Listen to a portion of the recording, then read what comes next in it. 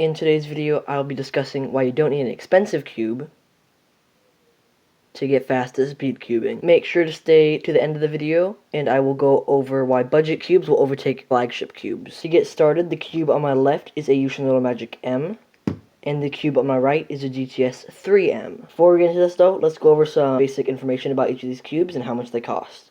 The GTS 3M runs for about $35 on speedcubeshop.com. Whereas the Yoshinoya Magic M goes for only $8. This means that the Yoshinoya Magic M is a little over 4 times cheaper than the GTS 3M. As more speed cubing brands are switching from more of the expensive flagship cubes to a more affordable budget cubes, the budget cubes on the market are getting better and better. We will not be most likely seeing this happen with GAN anytime soon, however, based on the recent pricing of the 11M Pro. But what we have seen is many large cubing companies such as Qi and Moyu are both drifting away from their very expensive flagship cubes and seem to be focusing on the budget speed cubing market currently. Getting back into the basic comparison, they can both withstand really high TPS with experiencing minimal to no lockups at all. Corner cutting and reverse corner cutting on both these cubes is really amazing. There is one crucial difference between the budget cubes and the new flagship cubes.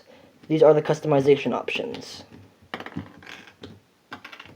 Although there have been budget cubes such as the Rs 3M, which does offer that nice spring compression system, which allows for extra customization options, most of the budget cubes currently do not incorporate these customization options within their cube. Now I will be getting into why you don't have to spend tons of money on a cube to get fast. The main reason for this is that it's not the cube that's the issue most of the time.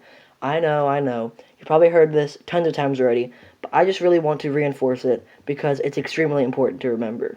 If you already have a budget cube like a Thunderclap V3M or a Yoshinoya Magic M, just to name a few, there is basically no need to buy that new speed cube that just came out.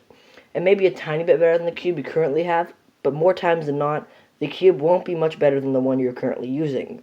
Unless, of course, you're still using a Rubik's brand or a Dian Zhangqi or something like that.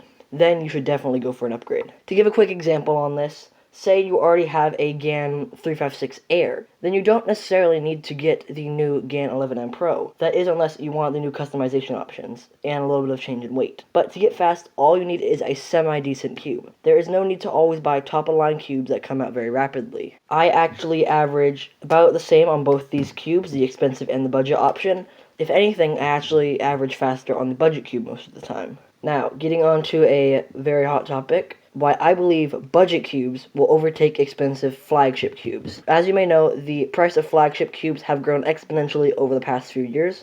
We've seen companies like GAN and Qi making flagship cubes within the $50 to $60 range, and now even close to $70 for a single cube again.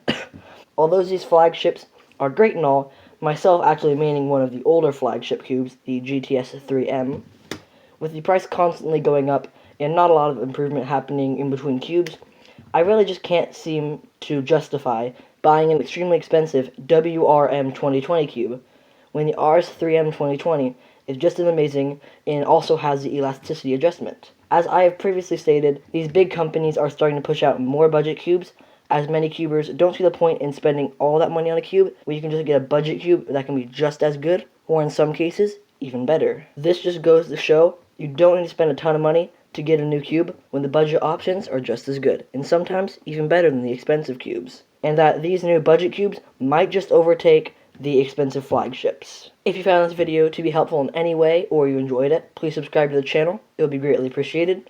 Also like the video and share it with friends or family. Thank you guys so much for watching, and I'll see you in the next one.